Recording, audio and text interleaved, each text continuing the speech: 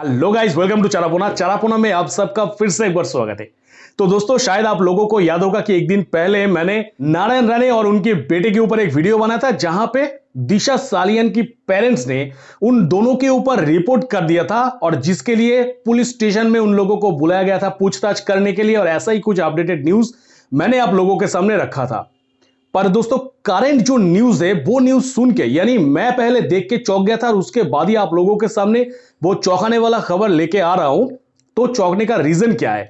तो रीजन कुछ ऐसा है कि पहले नारायण राणे बहुत फुदक रहा था कि मेरे पास सुशांत सिंह राजपूत और दिशा सालियन की मर्डर केस के ऊपर भरपूर एविडेंस है और वो एविडेंस मैं किसी को भी दे सकता हूं।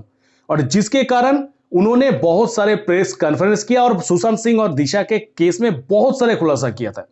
पर अब बात जो यह है कि जब उनको बुलाया जा रहा है पुलिस स्टेशन में, जब उनसे पूछताछ किया जा रहा है, तो अगर आपके अंदर इतना ही गट्स है, अगर आपके पास इतना बेशुमार इंफॉर्मेशन है सुशांत और दिशा की केस में, तो आप पुलिस वाले से मिलने पे क्यों डर रहे हैं? यही है सबसे बड़ी बात। क्योंकि आप अर्जी लगा के बैठे हुए हैं ऑलरेडी कि मैं अभी जा नहीं पाऊंगा, क्योंकि उनकी बेटे को 3 तारीख मिलना था और उनको मिलना था 4 तारीख पे। तो ना बाप गया ना बेटा गया, और साथ ही साथ पुलिस वालों के सामने अर्जी भी मांग लिया कि मैं नहीं जाऊंगा। तो अगर आपके पास भरपूर एविडेंसेस है तो आप नहीं जाएंगे, ये बात तो दिमाग में आएगा ही नहीं।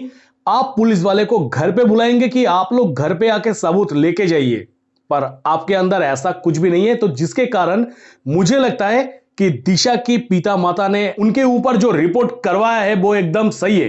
क्योंकि अगर उनके पास, ध्यान से सुनिएगा दोस्तों, क्योंकि अगर उनके पास कोई भी एविडेंस ना होते हैं तो फिर ये सरेआम लोगों को बदनाम कर रहे हैं, सरेआम लोगों के ऊपर वो आरोप थोपने की कोशिश कर रहे हैं।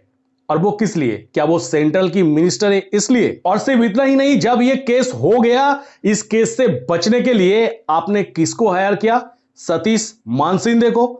वो सतीश मानसिंदे जो कि शाहरुख खान की बेटे को जेल से निकाला, वो सतीश मानसिंदे जो कि रिया चक्रवर्ती को सुशांत सिंह राजपूत की केस से आजाद पंछी बना दिया, वो सतीश मानसिंदे जो कि सलमान खान, संजय दत्त, सब किसी को हेल्प किया उन लोगों की जीवन से अपनी दाग धोने के लिए, वो सतीश मानसिंदे को आपने हायर किया सुशांत सिंह राजपूत की केस से अब खुद बचने के लिए। अब दोस्तों, बहुत अच्छी तरीके से एक चीज समझ लीजिए कि अगर राणे के पास सुशांत और दिशा के रिलेटेड कोई भी, अगर कुछ भी एविडेंस उन लोगों के पास है, अगर उनके पास कुछ भी डेटा है, तो वो डेटा वो किसको देंगे? यानी जब सतीश मानसिंदे केस हाथ पे लेके ये कहेगा कि आपके पास कौन कौन सी बेसिस के ऊपर बात किया था, इसके ऊपर कौन सा डेटा है मुझे दीजिए, क्योंकि केस मुझे लड़ना है तो वकील को सब कुछ बताना है।